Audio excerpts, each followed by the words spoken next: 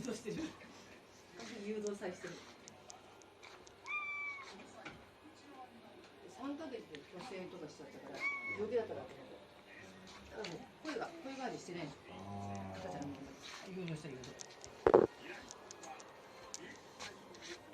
マスターが誘導され、また追いついてですね。みんな甘いんだよ、あんだけずっとやって、そんな赤ちゃんでしょ。だからみんな可愛い可愛いです。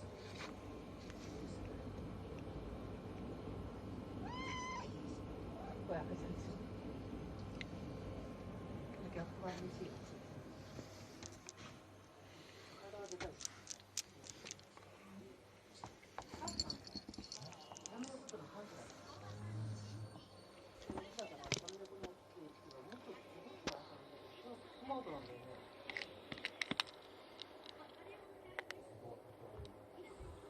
テーブルが向こう買ってたから、犬も買ってた。